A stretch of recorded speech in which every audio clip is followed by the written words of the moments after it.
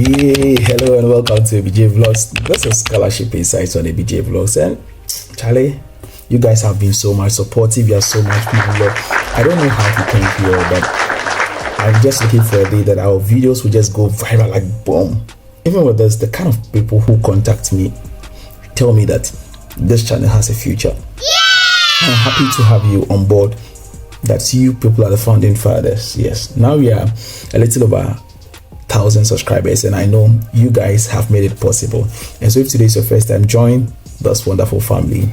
Just pause, subscribe, and then let's get interactive and let's get going. Why? Because we have various important messages for you that would help you change some of the things that you really want to do, and also for you to affect other people's life. And so that is the motive of ABJ Vlogs, and it is Scholarship Insight on ABJ Vlogs.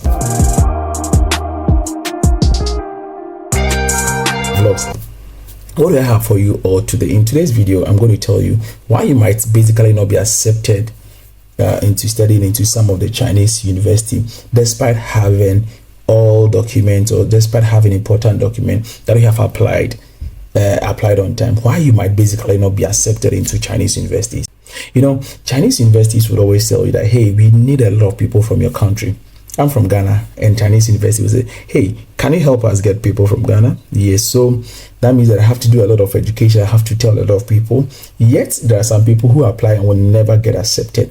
Why? Because the following reasons will tell us.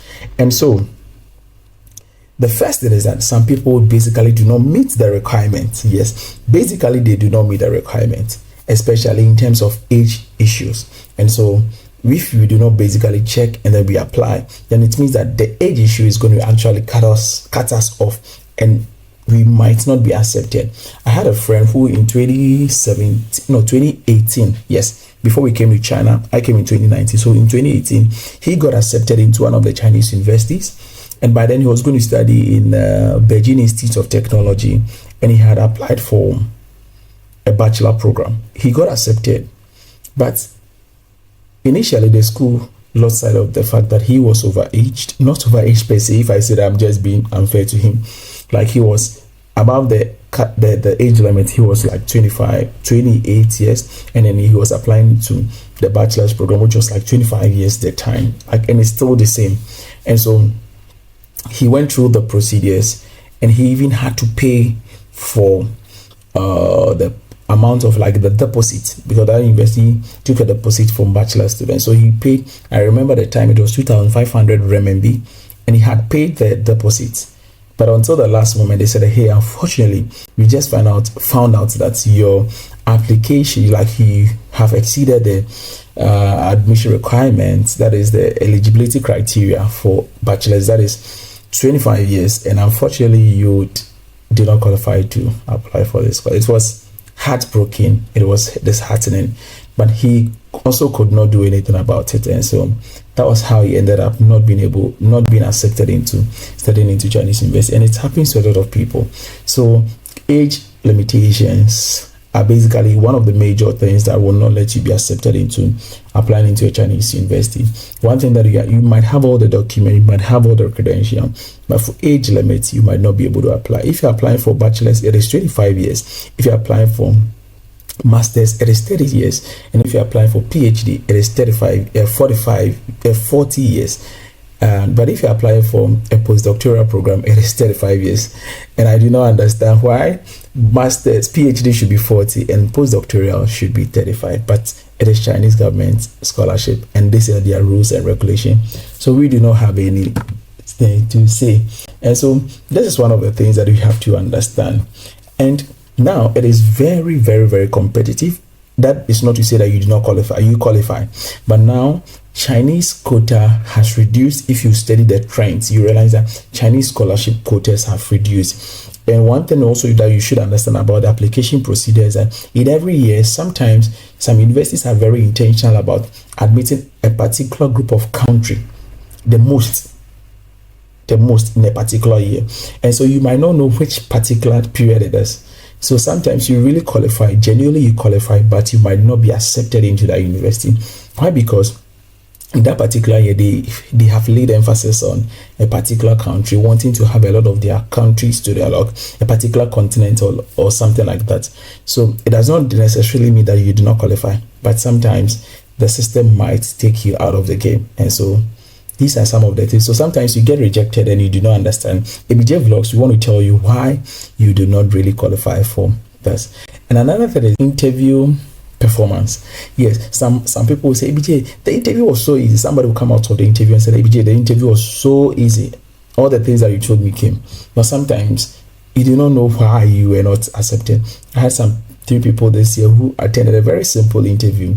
All that I told them, Papa, it came. It's just like I'm an examiner who knows all the report to give. But it came and all of the 3 people had failed to pass the interview. Sometimes it is not because they did not perform well. But I just want to say interview performance, but it's not because they did not perform well. Sometimes it is about composure. I always say that Chinese professors will want to see students who are very confident. And so sometimes it is not about how you said it. Sometimes it's about the confidence, it's about the composure. It is how they see you. And then sometimes they don't want to pick students who they think are fearful and are not courageous and all of that. Students who put up a good posture and then have a good smile. So sometimes these technicalities might take you out of the game completely. That does not mean that you do not qualify. You overly qualify, but there are simple or basic things that would not let you be accepted. And sometimes people generally write generic informations, especially in their study plan, and then their study plan especially. Yes, sometimes they are very, very, very generic, and so if they are very generic, it becomes very difficult for you to accept it. Sometimes the professors want to see some things that are tailored to their particular domain, and what yours that you have provided is generic, and so if it is generic, it becomes very difficult for them to accept you.